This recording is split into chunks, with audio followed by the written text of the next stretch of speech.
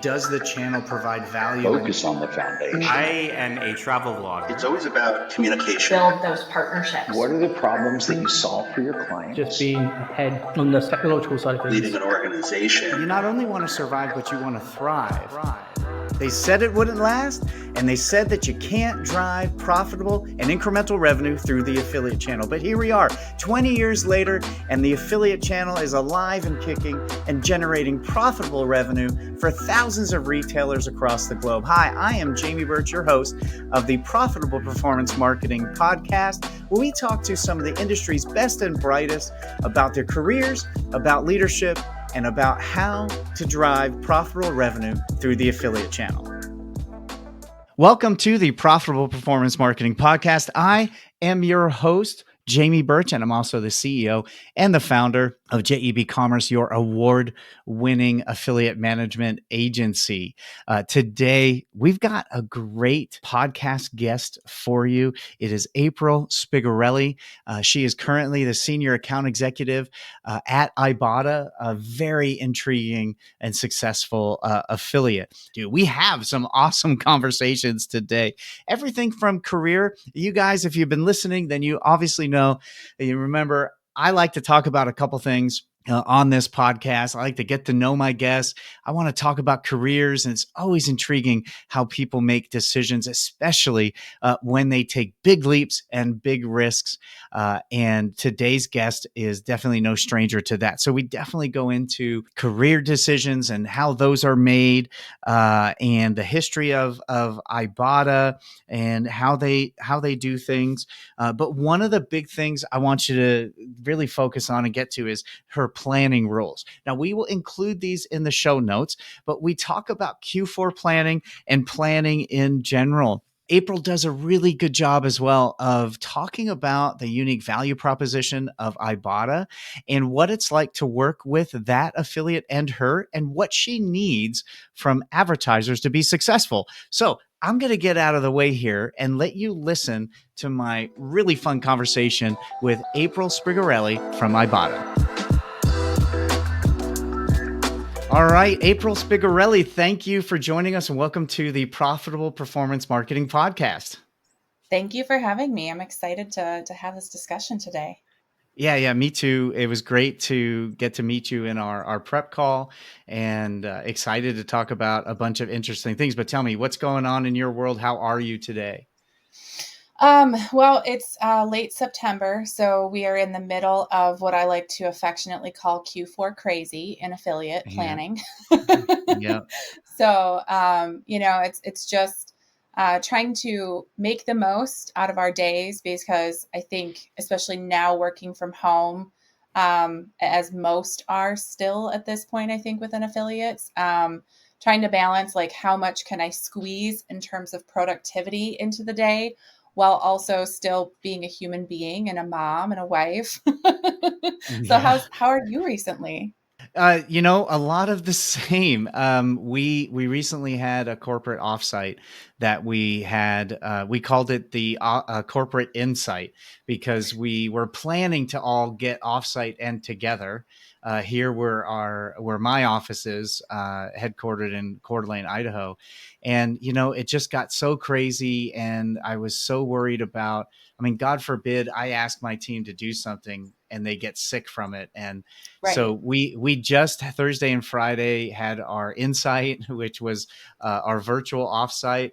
And so trying to get back into the flow of work, we had such a tremendous time. We had we did a virtual escape room type of activity together. Oh, neat. And then we did a virtual wine tasting, which was phenomenal. And we even brought in a mentalist, which you'd think, like, how do you do that magic with people over the screen? But I can tell you, he blew us away. So that's kind of what we're coming off. You always come off a high from that, and then you get back into the work. So that's where I'm at today.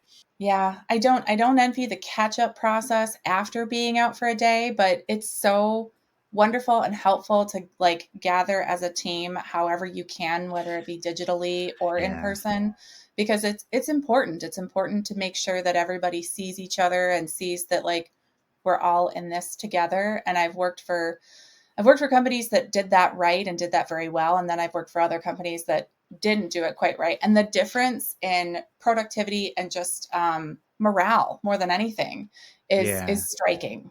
Yeah. And, that's been our biggest, I don't know if I'd say struggle, but it's been the biggest challenge is and myself for a really long time, I said, we're going to be together. Like that's going to Mm-hmm. be our competitive advantage. We're going to be all in the same room and we're going to be, bumping into each other and sharing ideas and all those things. Well, and COVID took that, away. So we've been, how do we adapt? How do we, and I 100% agree with you. The productivity on teams and the fulfillment of the Yeah. individuals on the teams are way higher when you're together.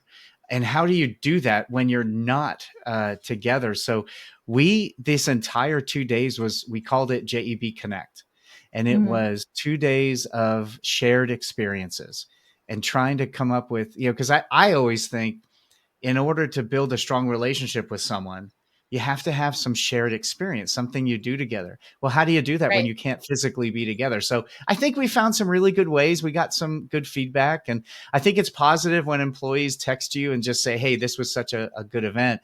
Now, what's been the biggest, have you always worked remote, or is the pandemic kind of forced you to work remote? And then what's your biggest challenge working remote in the past 2 years? I am a late adapter to remote work.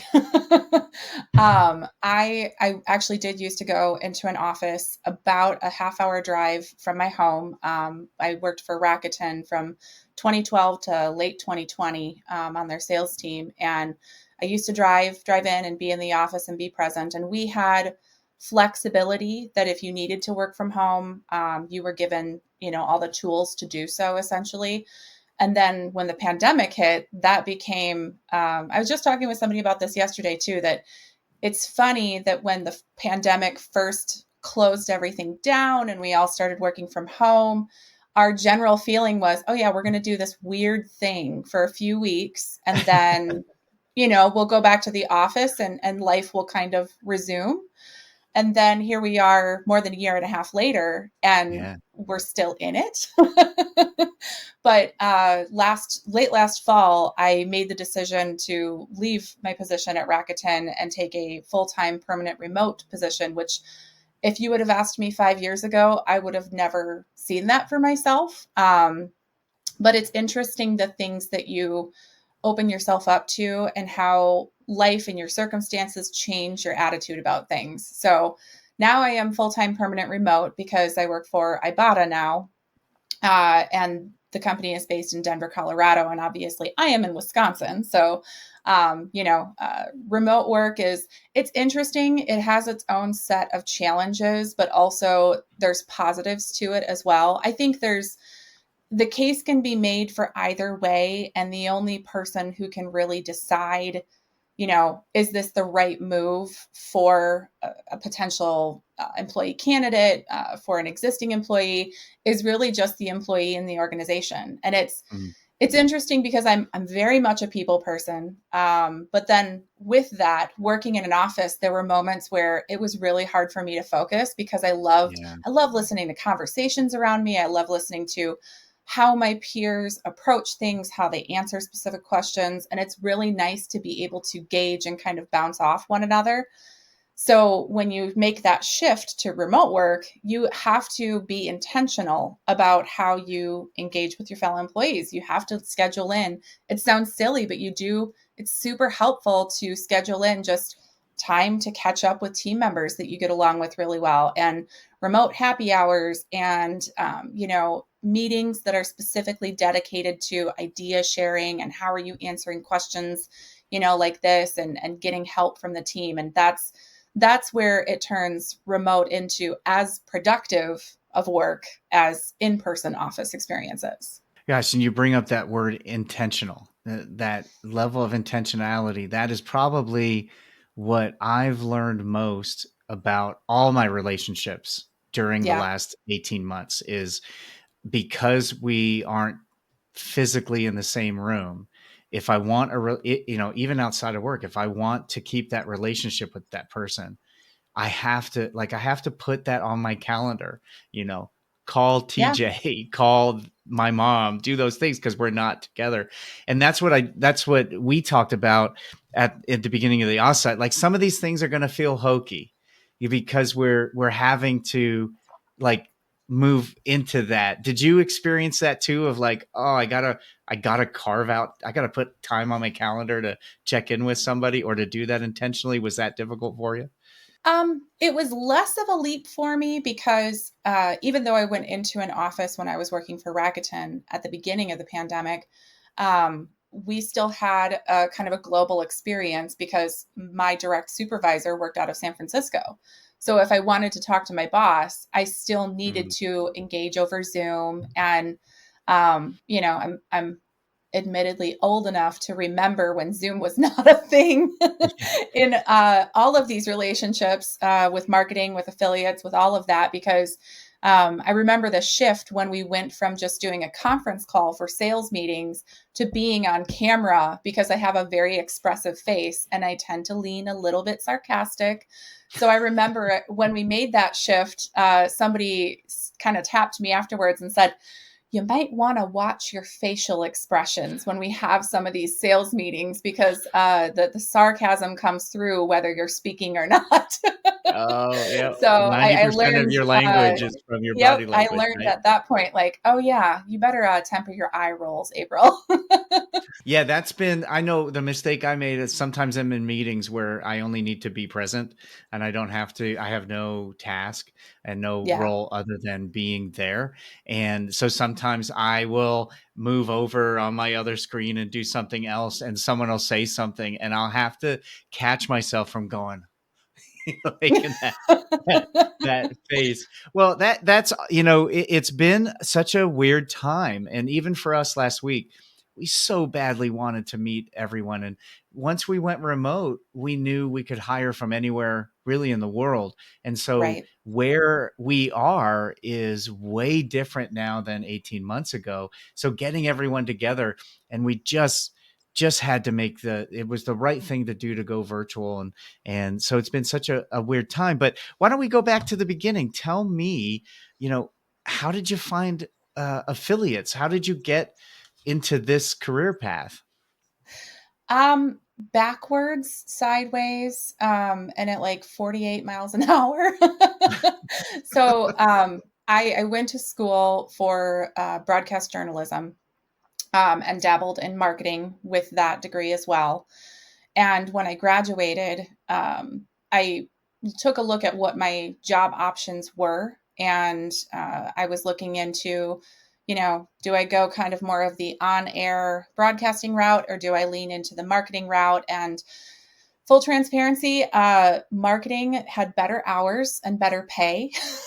So instead of following my passion and becoming the next Katie Couric, because that was kind of where I wanted my career to go, as big Oh, wow. nationally syndicated programs, being involved with journalism that way, I instead I took a job with a radio station, thinking that okay, if I want to dabble in on air, this is getting my foot in the door at the radio station, so maybe I can do some part time work there. And they did use me for voice work, but then I figured out fairly quickly that I apparently was just talented at relationship building.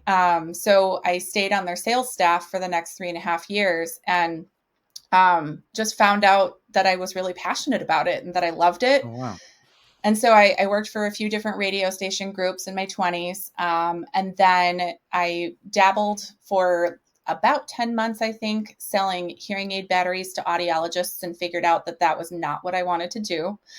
And then as I was looking to exit that part of my career, I was doing some consultation work and I got connected with an HR director at what was known as Fat Wallet at that point. And she and I connected about a role for, it was called sales support / account executive. So I effectively went from being a senior account executive, still working in traditional media, several steps down to a normal account executive, because the conversation that we had at that point was super engaging. The company was the kind of company that I wanted to work for. And so I took a hard look and I said, okay, am I willing to take a couple of risks to be where I want to be long term. And so that was my first job in affiliate marketing, working for Fat Wallet, very freshly post acquisition by Ebates at that point. And then working for Ebates, we went through several other kind of acquisition type situations where Ebates kept getting bigger and bigger as a company and buying other companies, and then got acquired by Rakuten. So it was kind of a wild ride, but it's been fun this whole time. And I've considered other opportunities outside of affiliate, but I think I'm sure and other people have said as well that it's really hard to leave and stay away from affiliate marketing because the relationships are amazing. The amount of information you learn, it's constantly evolving. So there's always something new to learn. If anybody tells you that they are the expert and they know everything affiliate marketing has to offer, they're wrong. It's not dissimilar from search advertising. It's constantly evolving. The rules are always changing. The technology is always changing. So it's really fun if you're kind of a student of human behavior, which I like to consider myself. And it's just every day is different. There's always new challenges, and I don't know. It's just great. That's awesome. So you came through sort of the sales door. Well, I actually, did. through your major, through broadcast I journalism, and then did. in sales. And that relationship. How important is that? Is the relationship building in sales in general, and how important in affiliates?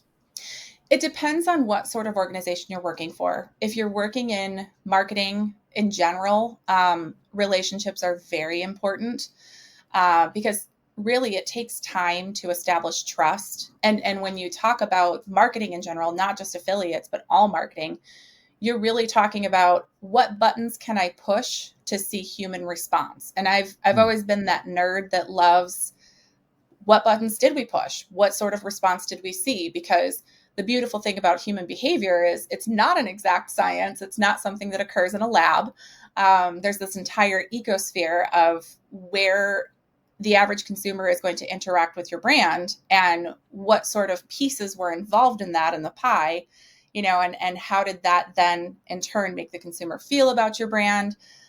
So that's what's beautiful about affiliates too, is it's pushing different levers and pushing different buttons of control, and then seeing the response. And the longer you work in it, the more history that you get with the audience that you're measuring, the more sort of control you have over expectation of results. I work for Ibotta now, and they do a ton of testing of, when we expose a brand to consumers in this particular way, this is the response that we got.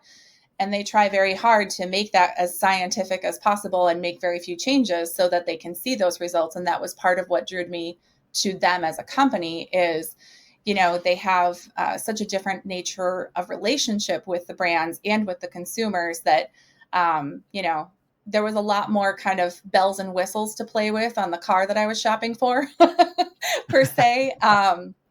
And, bells and whistles are just, it's fun. It's fun to have the extra things that you can play with and offer to brands, to differentiate yourself within the publishing marketplace. That's awesome. And I definitely have a ton of questions on Ibotta and what you guys are doing now. But tell me about your career decisions. So, how did you decide to leave radio? And how did you make that decision? Was it scary? And then, how did you've made a couple different decisions, one recently, like how do you in general process that, that fork in the road and make the decision? And what was that like? And first, like,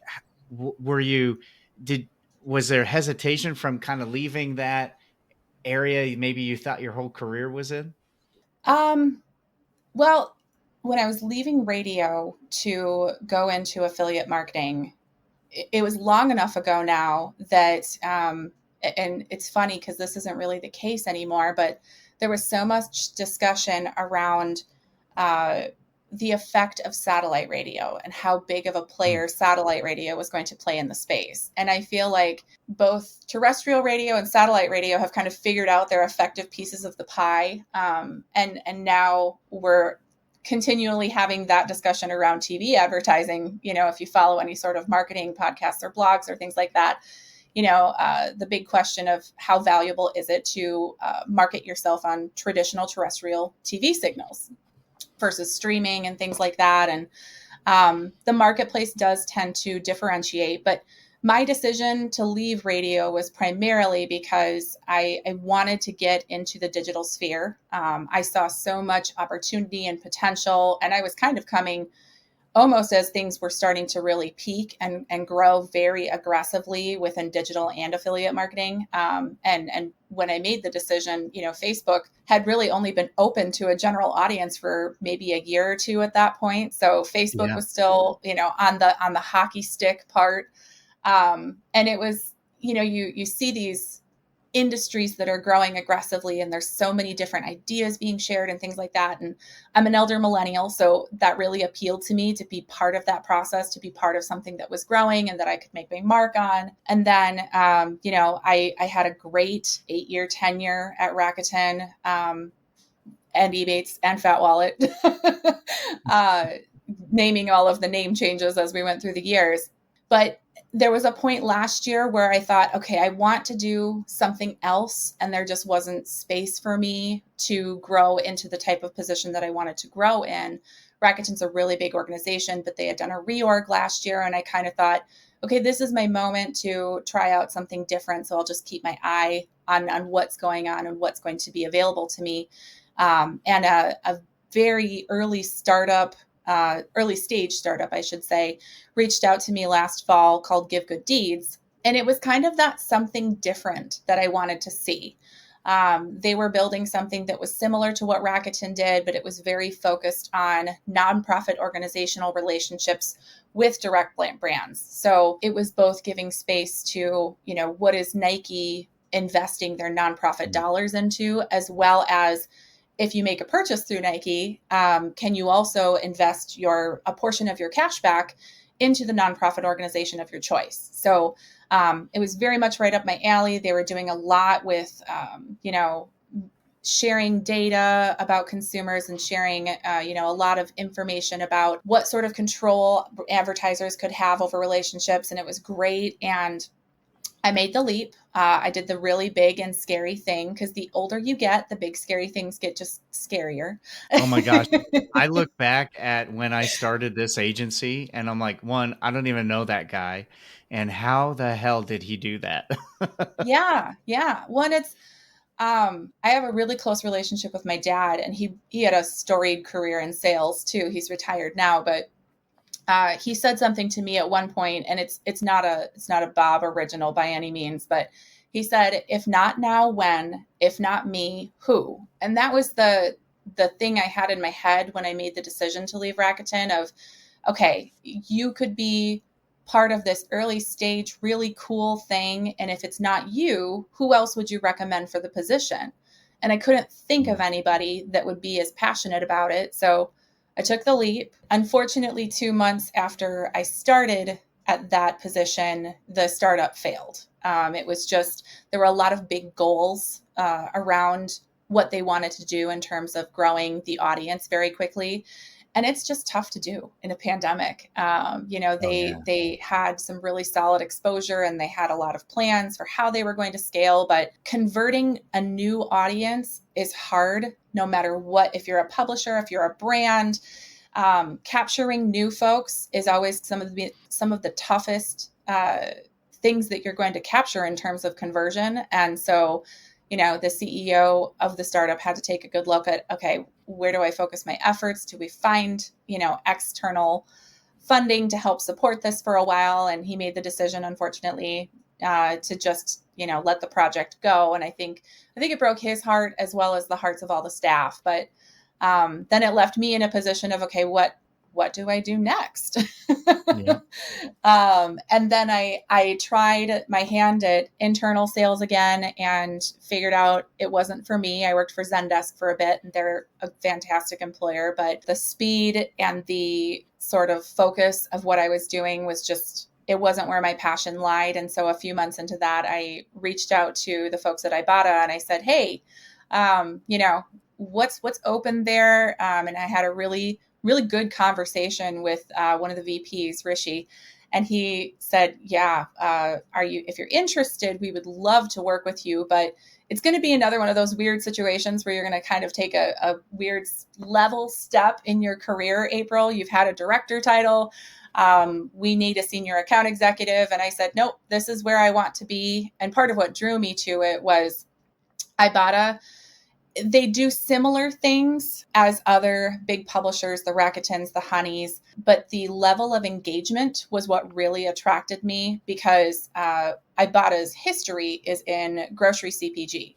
So they've been very focused on getting those everyday purchases and making connections with their audience related to that. And it was something that Rakuten had been focused on for a while. And I think other big publishers had been focused on getting into the grocery space and getting more of that engagement. And the idea of, this is where it's going to be obvious that I'm a marketing nerd, but the idea of being able to engage with people 2 and 3 times a week was, oh my gosh, the power in that, and the power in getting people so invested, because this is something they have to buy all the time. And like, what can we do with that information? And I think Rishi would tell you even now in my first interview with him that I did come across as a giant marketing nerd, but that's okay. I own who I am. You got to be comfortable in your own skin. Yeah. Well, and it's scary making job changes within a pandemic. We keep hearing about things like the great, what do they call it? The Great Resignation. Yeah. And I've seen other people with stories similar to mine where they've, made the decision to leave something that they've been working on for a long time, leave companies that they've been working with for a long time.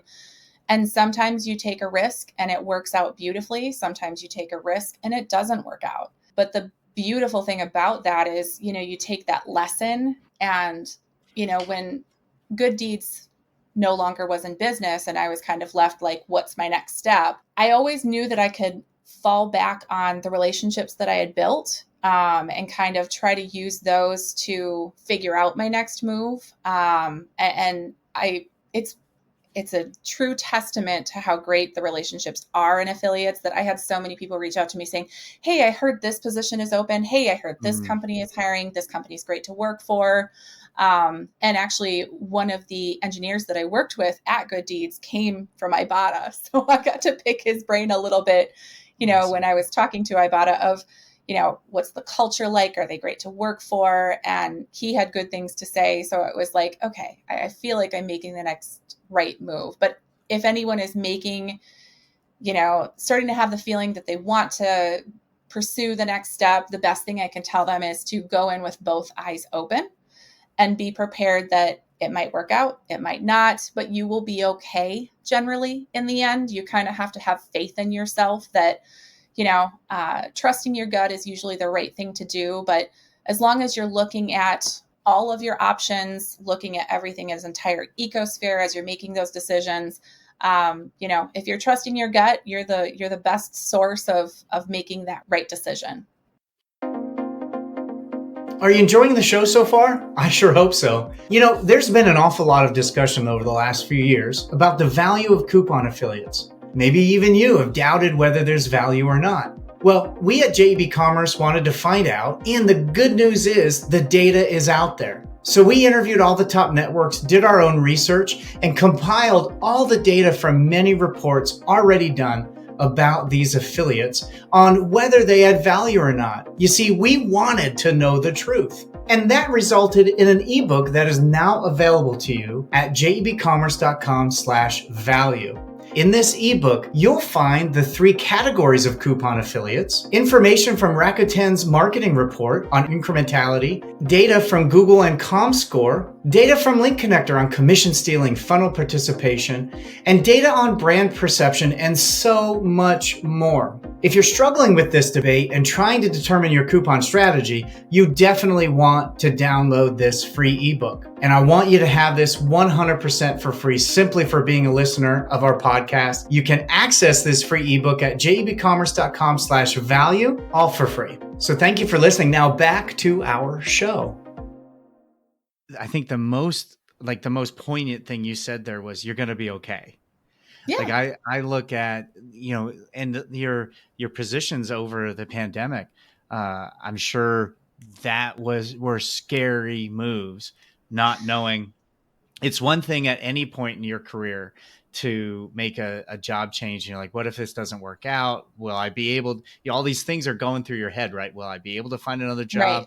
Will I be able to advance? And then during a pandemic where none of us know what's going on and what's going to happen, was it family support? Was there any kind of practice you did to kind of get you over that?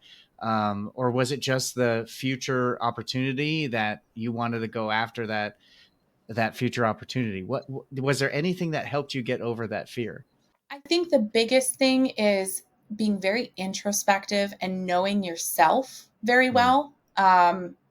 Working in sales, and there's different levels of different sales positions. There's different levels of different marketing positions. The longer you progress in your career, the more you kind of are able to take a hands-off approach in terms of management and how much they control. And because I've worked in outside sales before, because I've worked in an ad sales for the bulk of my career, you have to know about yourself that you're going to be the type of person that will get up and email the people you need to email, call the people you need to call, set up appointments, be forward thinking, be proactive.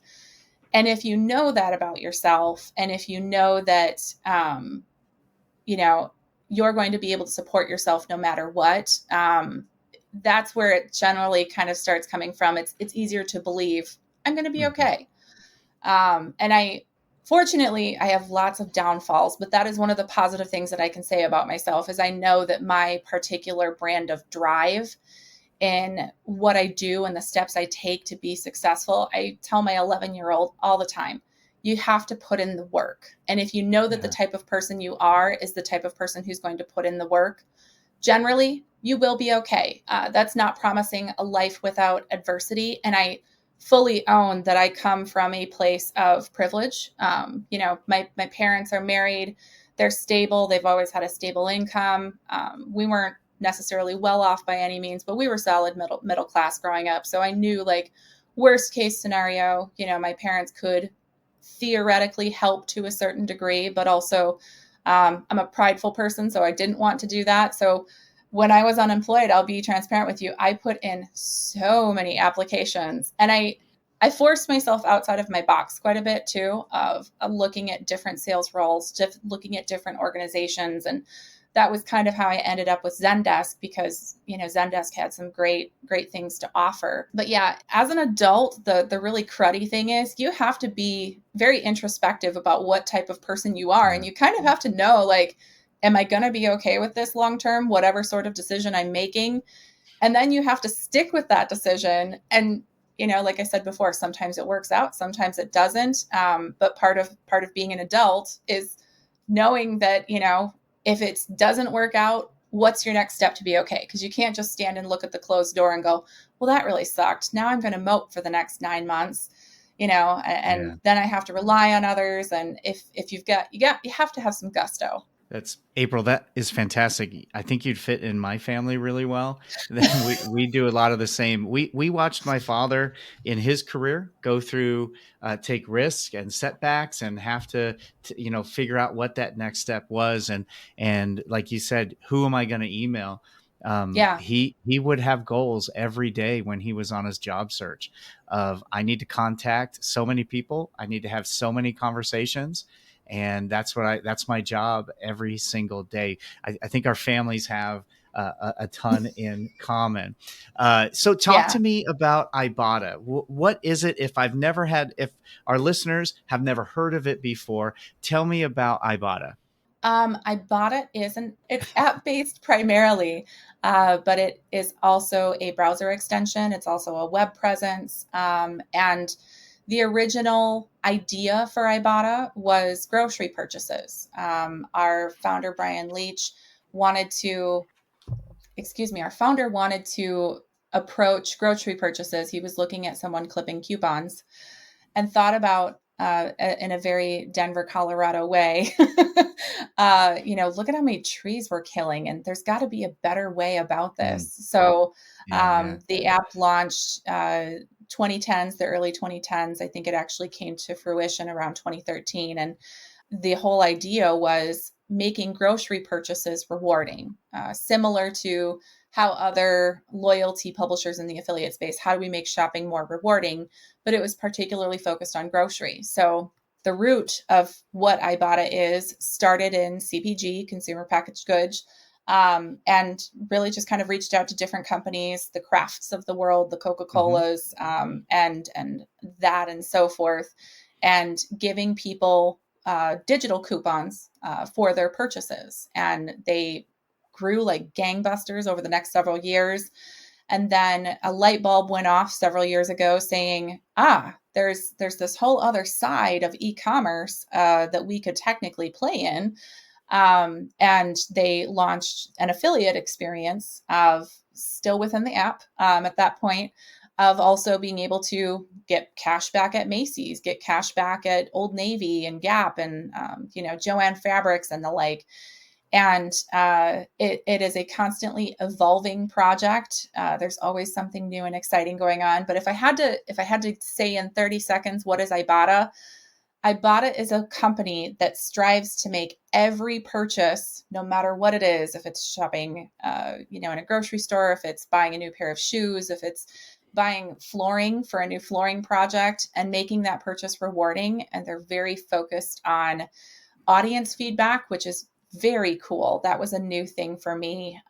They actually have like social groups on Facebook, to give feedback on what sort of experience consumers are getting, what sort of savings, they're getting out of the experience, what sort of businesses they want to see Ibotta work with. So yeah, it's basically a vehicle to make cash back and make shopping more rewarding, no matter where you are shopping.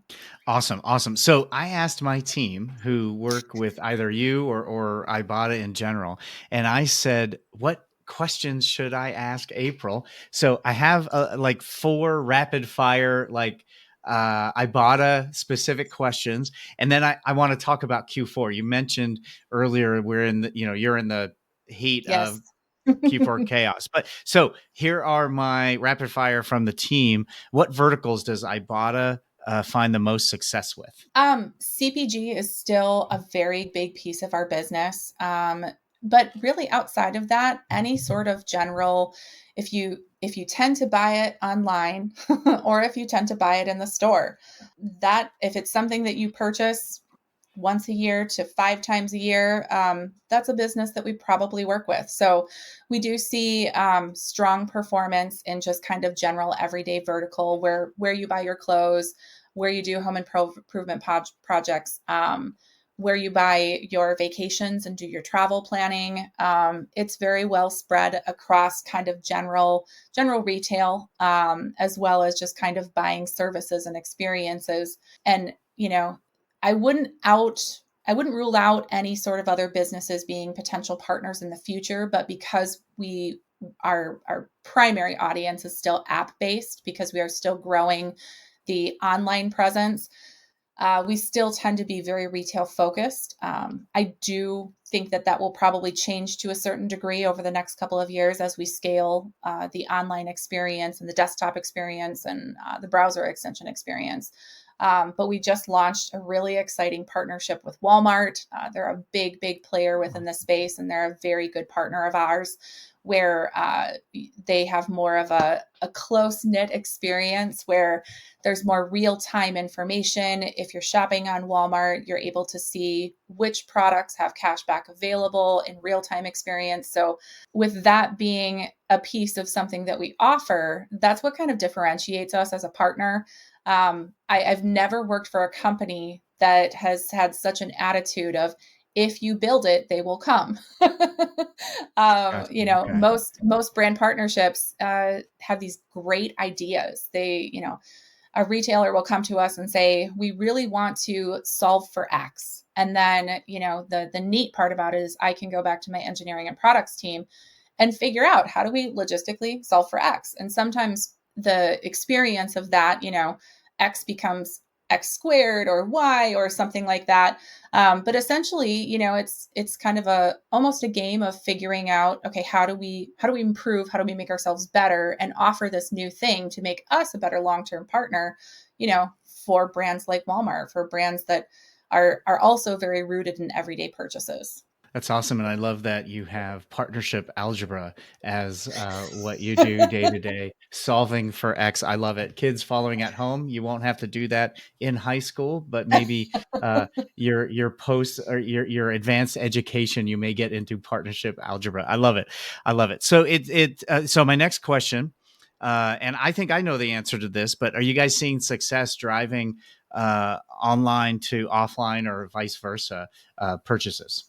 Yes, very much so. And I think there's an argument to be made both ways. And it's very strategic based on what partners want to do, where they're looking to invest. But we have seen success driving online purchases into more of an in-store experience, and then the opposite way as well, making more in-store purchases, driving more of that online. We have different levers that we can pull to really kind of make growth happen either way. And I've had a fair amount of conversations lately, interestingly enough, with Delta kind of being in the back of everybody's mind, and how do we differentiate our business approach in a way that will respond to everyone's concerns around Delta. Mm-hmm. I still have a fair amount of conversations about in-store cashback as well. And how do we make that work? Would it be smart? Because I also, part of the Q4 conversation is, everyone's sort of got this idea in the back of their minds that we are probably going to be up against some interesting shipping experience. And how is that going to affect holiday? So part of the conversations I've been having is, where can we put in-store shopping into the equation to effectively make your goals, if that comes to play, where we're seeing longer than normal shipping times, and you need to massage the customer experience in order to accommodate that. At what point do we want to shift things to in-store? How much is that going to cost? And thankfully, I happen to have a very smart team of support where we can run the numbers and kind of do projections around that. But yeah, it's an interesting, I think if anybody had a crystal ball, everyone would appreciate that going into this year, even just throughout the last couple of years in a pandemic. Like I said before, human behavior is something that is very tricky to predict. So, in a it's really decision making. time. Oh, yes, yes. And it's interesting. I said something to someone the other day. We talk about the before time as normal and this is abnormal, but there's so many things going on over the last several years that I hate even saying, this is abnormal. It's more so I would like to get to the point where, when can we get to the new normal? Because I think there's been so much culturally happening over the last couple of years that's almost what our goal should be. How do we get to the new normal? And, just how do we get to more kind of regular behavior about things and things like that? Because not everything that changed over the last year was necessarily for bad. I think, some of the stuff that happened in 2020 was good because it did affect change and things like that. I think the pandemic forced a lot of people to look at their home life, where they lived, how much time they spent with their family. So, sometimes when you face adversity, as we have just globally dealing with COVID-19, it also leads to positive change. So, when you look at leading into Q4, there were serious shipping delays last year. Okay, now we know that that's a possibility. How do we plan for that? So it does make you better prepared for the future, because it does force you to look at every possibility of what could happen. Yeah, it builds resilience. I had a colleague of mine. I think everyone needs a coach. I'm in a coaching group, and as we were going through many different difficult changes last year, his question was like, "You seem unfazed by it," and I was like, "Well, you start to build, and it comes back to your comment of you're going to be okay." Yeah. You go through, like, how do you build resilience? Well, you kind of have to go in battle a little bit. You have to, to build a tough skin, you got to absorb some rocks and arrows and those kind of things. And these difficult times build us up, and we want to run from it, right? We want to get Right. comfort. I want to arrive. I want to be comfortable, but we don't grow when we're comfort. And this is a great segue into another question. Getting back to your comment earlier about Q4, how do you plan right now? How do you look at Q4? I know for us, our annual planning became quarterly planning. Our quarterly Yeah. planning became monthly planning. Our monthly became weekly. Like our time frames just became shorter because so much was changing. How's the planning look for you? It's interesting. I won't say that seasonal peaks and valleys aren't always going to be seasonal peaks and valleys. I've always taken it because I've worked across a lot of different verticals. I've worked on everything from cosmetics to travel to subscriptions. And you have to approach it with a few rules in mind. One of those being, I shouldn't measure myself against somebody who isn't within the same vertical. Mm. So, travel partners, while they can take some great ideas from retail, you shouldn't measure that in the same way because it's not the same buying funnel. One other piece of that too is it's not as if the rules of the game have totally been thrown out the window. We still know that if you put surprise sale on something, women tend to love that kind of language, and they will probably click through and at least put a few things in the cart. Whether or not they check out is a different piece of the puzzle.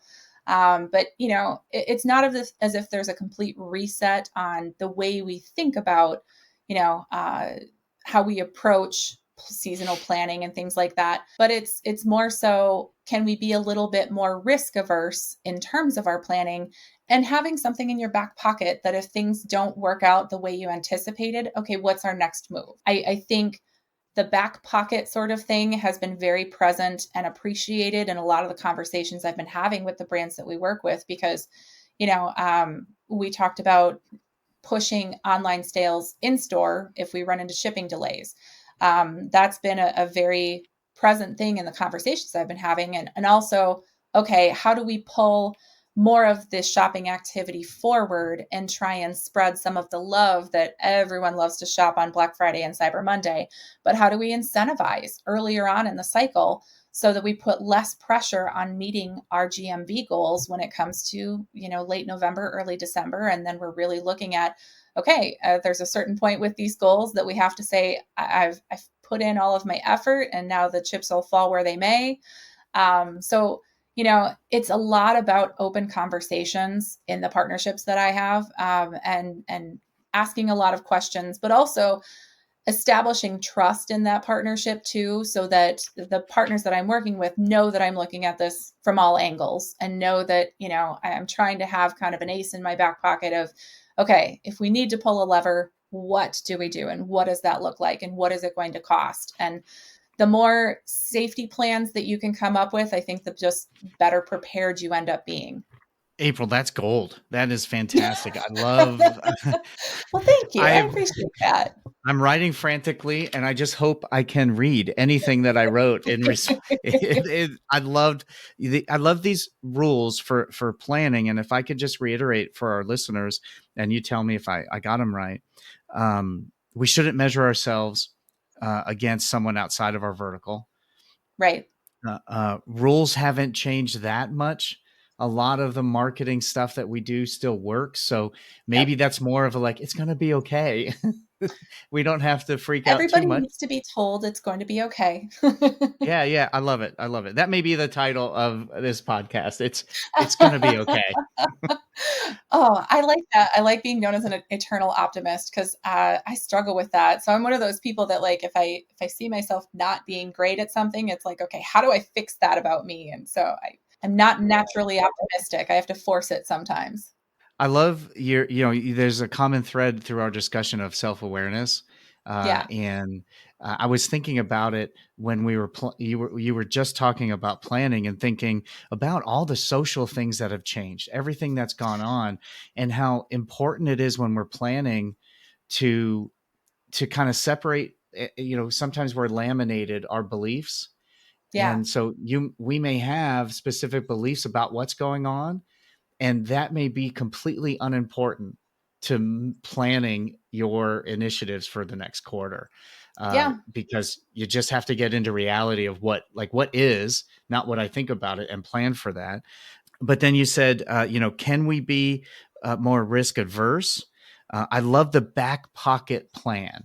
Like, here's the plan, but then that's one thing we've done a lot of is I had a coach that talked about being clear and open, and that is actually his website, clearandopen.com. But one of the things that he said, be real clear with what you believe and open Sure. to Yep. being completely wrong about it. So I always take that in our planning. Let's be real clear what we think we should do and open to that. Like, there's going to be a bit of information next Tuesday at 4:00 that we get in. We have no idea what it is. And we're going to have to be open to changing everything that we're doing for the next 3 months. And that back pocket plan kind of talks about that too. And Yep. then the next 3 I wrote down, and I didn't know if you planned on have 7, but I wrote down 7. Open conversations, asking questions, and establishing trust. For me, those are like the most important way that affiliate marketing is different than other channels, Yes. because you are dealing with people on the other side. And especially right now, like you said, logistical problems. Got to have open conversations to know what are those that are coming up. How can we solve this? How can we do it now? And those conversations come from having trusting relationships, and asking good Yes. questions are a way to get there. I loved your planning rules. This is fantastic. There's sometimes good things that come out of my chaotic brain, and I appreciate the compliment you just gave me. Yeah, no, I love it. It's definitely something I'm going to put in our show notes. So for our listeners, definitely look at our show notes. I'll list those 7 out, and so you guys can have them as well. But one thing I read through your LinkedIn recommendations, and you have a ton. There's a thread in there of just being a great partner and being able to optimize, and a lot of what this planning is coming through. But how do you optimize and keep profitability in mind when you're working with a partner? How does that work for you? A lot of that is about transparency. I can't tell you how many times, Jamie, I've asked a question and I've said in the moment in that conversation, if you don't have an answer for this, that's totally fine, but it's going to help me come up with a plan that'll truly meet your needs. And I think Mm-hmm. as soon as you say something like that, that's when it becomes less of me being a salesperson, because I think most people that just talk to me in real life or even in conversations like this, they always say, you don't come across really salesy. It's I like a always great say that's the compliment, right? magic. Why I end up being successful is you have to care about your partner's success as much as they care about their success. And also, as you're making decisions, as you're making recommendations, keep the big picture in mind. And as soon as you open up that trust process and you are proving by asking questions like that, by saying, okay, I would really like this information from you. If you don't have it right now, that's totally fine, but it's going to help me fine tune what we're trying to do here to meet your needs. That's the sort of stuff when someone hears that, they suddenly see, oh, okay, I can trust her with more information than I normally give in these scenarios because she's in it to make me look good. And I've Yeah. told so many clients, and I'm sure anybody that listens to this will probably back me up on this, that, I don't always get it right. Not no one is infallible to human error, but I do everything in my power to make sure that every sort of exposure plan that I come up with is done so with the best interest in mind of both parties. I want my partner's business to be profitable. I want them to see long-term potential in working with me and working with Ibotta and working with whatever company I've worked for. I also want Ibotta to be profitable. I want us to Yeah. maintain an established, growth within the business. But there's a happy medium in any scenario. And my team at Ibotta, we just went through this sort of practice process where we practiced buying and selling a car and going through all the necessary steps of buying and selling a car. And we had to kind of role play of who was the seller, who was the buyer. But it was an interesting process because it really shed light. And I'll give my boss, Stephen, credit for that, Stephen Signer. It shed light on, as you go through this process, there really shouldn't be necessarily a clear winner on one side of the game. For long-term partnerships, there needs to be a happy medium where both parties have really come to the table and given all of their ideas and had a very transparent conversation. And then we have a full game plan going forward that both parties are very confident in. That should be the ultimate goal anytime you're talking about marketing or that sort of process, because once you have that trust in the process, then if things do go wrong, if you do face adversity and things don't end up the way you anticipated them ending up, sometimes for factors beyond your control, you can still come back and say, yeah, but we had such high hopes, we had such great intent, and we really put in the work to make this thing work. So, now how do we approach this moving forward, and how do we do it better next time? I think that's the role of adversity just within life, but also within these long-term partnerships and these relationships. Not every email is going to be a rousing success. Not every push notification is going to be a rousing success. It's more so, we put all the best efforts we could into it based on our estimations, based on decision-making of the past and what we know about our promotional calendar. But if it didn't work, do we trust each other enough to move forward and still approach this again, but with a slightly different game plan? And without that trust, you're going to have a very short longevity in terms of your relationship with a partner. And I've told a lot of partners this as well, that I'm looking big picture. I want you to be successful. Here's the things that I think you should invest in. I welcome your feedback. I close so many emails with, I look forward to your feedback. I welcome your feedback, because I always want partners to feel like they have a say in the process. And I'm looking with the information I have. If I send you a plan, you're also going to look at it with information that's different from what I know. So, that back and forth is so key and so critical in making sure that the partnership is a success. That's awesome. One thing I wrote down from that was, be as concerned about your partner's success as they are. I went through negotiation training from the Karasa Institute, and the one thing that they stressed was, it has to be a win-win. Both parties really do have to feel like they have won. Do you think most advertisers come to the table looking to work with you with that mindset in place, or do you think they're just not? They're not there. I don't think it's one size fits all. I've seen a lot of situations where a brand didn't work an affiliate previously, or they hired a new affiliate manager that maybe had a background in digital, and an affiliate is a new game for them. I think it depends on where they're coming from in terms of how open they're going to be in that partnership. And again, human behavior. I don't have control over how brands are going to come to the table and what sort of attitude they're going to come with. The best thing I can do is make every effort to show that I'm trustworthy, to show that I've done my homework. And usually that's usually a successful tactic, is just showing people that you care about their success, and also putting in the work, doing the homework and preparing yourself and saying, okay, I know that your business has grown X amount over the last year. I've also noticed you've been advertising in these other spaces, and asking questions like, how is that going for you? Are you finding a lot of success there? Is there anything that we can mirror in terms of those tactics to mirror that success as well? And the more questions you ask, kind of more transparency you get in the relationship. And sometimes it's immediate, sometimes it's baby steps, and you just have to be prepared to kind of go the long haul. And like I said, put in the work. That's awesome. So we are a little over time. I'll ask one more question, and then Okay. I will let you go.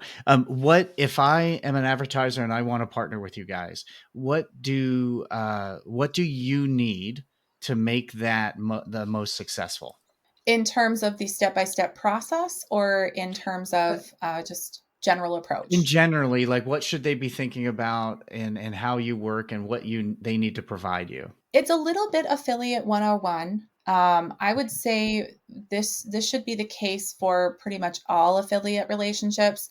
You should come with the seed in the back of your brain that anything that you do in affiliate is also going to be affected by your external marketing. I have this conversation often that, what you're doing in affiliate is great. But if you come to me on a Friday and you say, why do we have such a great Wednesday? My gosh, we blew everything out of the water. And then I do some research and then I say, well, your brand was featured on Oprah on Wednesday. I've had that happen legitimately. Man, that makes it feel like I've been in this for a long time because Oprah has not been on a traditional channel for a long time. But, it's that I'm right sort there of with you. Yeah, it's that sort of thing where you have to come to the table with the understanding that you're one piece of a pie and it's a super important piece. But there are still external factors that are going to affect how that pie tastes. But then also, a pretty good grasp of what your goals are is extremely helpful. And it should go deeper than I want to grow my sales. That's great. Where do you want to grow your sales from? Do you want to grow it from promotional activity? Do you want to grow it from a specific audience sector? Coming up with strategic, measurable goals is another big piece of it. And then that trust factor, and I'm not going to go out and say every publisher deserves to have that trust right off the bat. We're all human beings.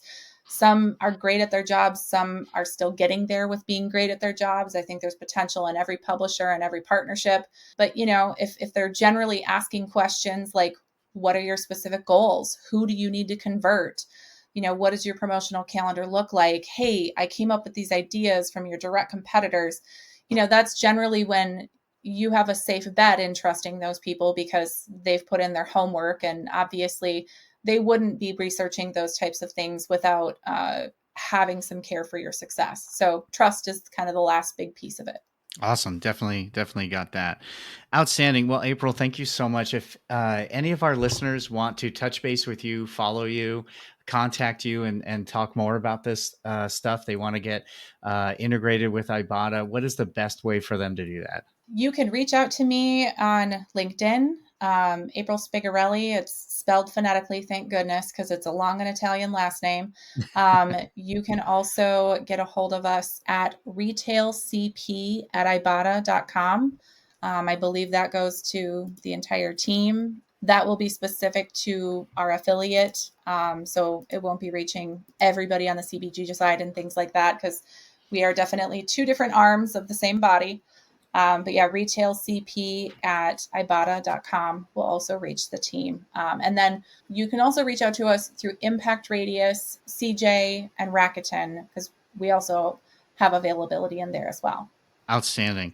Well, April, I have really enjoyed this conversation, and it was I great to too. see Thank you, we have Jamie. a ton in common on how we do things, and some really good stuff. I think our listeners will find this incredibly enlightening. So thank you for taking the time, and I totally reserve the right to ask you to come on again and dive into some other topics. So our listeners, you may see an episode 2 in season 3 with April and I. But thank you so much, and I hope you have a great day. Yes, good luck in this crazy planning season for Q4, and thank you so much for having me. This was really fun. Well, first off, April, thank you so much for taking a little more than an hour with me today on the podcast. Really, really some good stuff. Thoroughly enjoyed getting to know you more and hearing about your journey, and also hearing about planning and Ibotta and all those things. So thank you so much for joining me. For my listeners, man, let's talk about the planning rules. Did you hear those? I'll share them again. Shouldn't compare yourself against someone outside of your vertical. Super important right now because a lot of things are fluctuating. Rules haven't changed that much. Marketing tactics, marketing verbiage, marketing strategies that worked before the pandemic, a lot of them still work. So don't, this is our, it's gonna be okay rule that she talked about. look at, can we be more risk adverse? Are there things we can do that aren't as risky? And number 4 is back pocket plans. So if something doesn't work out, have your plan for what you're going to do about that before you execute that first plan. And then the 3 important things, this is about relationship building. One of the reasons why affiliate marketing is so different, it can be so hard if you're not focusing on these things: open conversations, asking questions, and establishing trust. Huge things in your rules for your plan. So if you're getting ready to plan Q4, if you're listening to this at another time and you're looking to do your annual planning, definitely look at those 7 rules. They are really fantastic stuff. So thank you again, April, for joining us. Thank you, listeners, for listening to the Profitable Performance Marketing Podcast. Now, if there's ways you can help us, if you found this podcast to be educational and important, entertaining, and valuable, please share that with a friend who you think would benefit from today's conversation. You can also share this episode on all your socials so your followers can see what you're listening to and can even participate. You can also leave us, and I'd love for you to do this, leave us a 5-star review at Apple Podcasts, Stitcher, Spotify, or whatever podcast player you use. We would love that. That really helps us get the word out to other people. And if you'd like to be a guest, we are finalizing a few spots in season 2 and lining up season 3 already. So if you'd like to be a guest, or you know someone who should be a guest, definitely let us know. And you can let us know at gethelp@jebcommerce.com. And that email is also available if you need help. Do you not know how to work with these affiliates? Do you not know how to plan? Whatever your affiliate needs are, I would love to help. And I have 2 ways for you to do that. You can go email me at gethelp@jebcommerce.com, and I will respond to your request. Just let me know what you're looking help for. Or you can go to calendly.com/Jamie Birch and set up a time, 15 minutes, half hour, whatever you need. And we will talk about all things affiliates. So don't forget, you got help if you need it. And don't forget those planning rules. If you want to see them written out, look in our show notes. Anyway, thank you so much for joining us. I look forward to hearing from you and hearing your feedback and having my next conversation on the Profitable Performance Marketing Podcast.